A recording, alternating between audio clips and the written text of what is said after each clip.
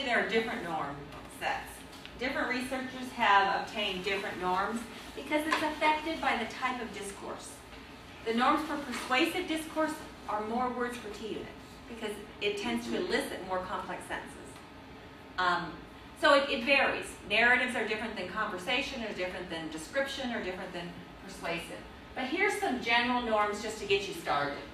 You can see that if we look at the number of words per T-unit, we have to divide the passage into T-units and then count the number of words per T-unit.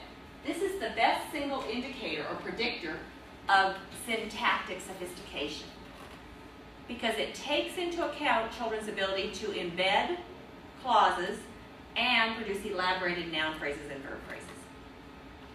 Okay?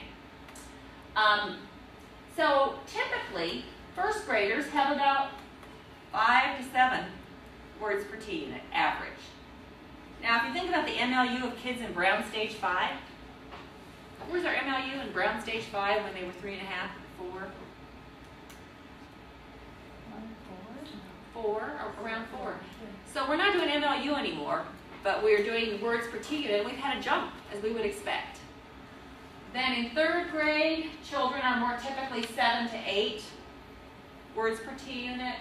6th grade, we've got 9. Some norms go up to 10.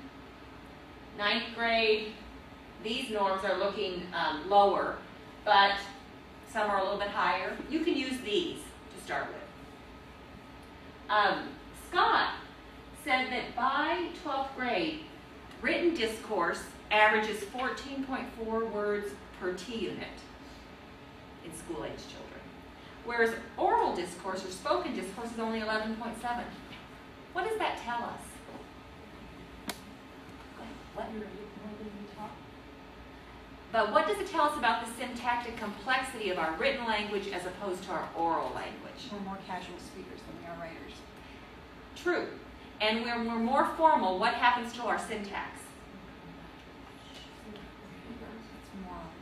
It's more elaborate. We have more elaborated noun phrases and verb phrases and more complex sentences. Okay?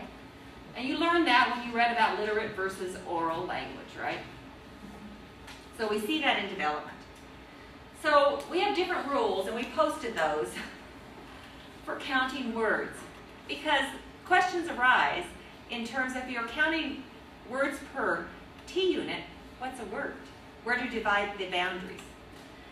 And in reality, this is not that important for you as a teacher because you'll just make a decision and count them and benchmark your kids against where they were before. But if you're conducting research, we have to all use the same norms. And generally, these are what people tend to use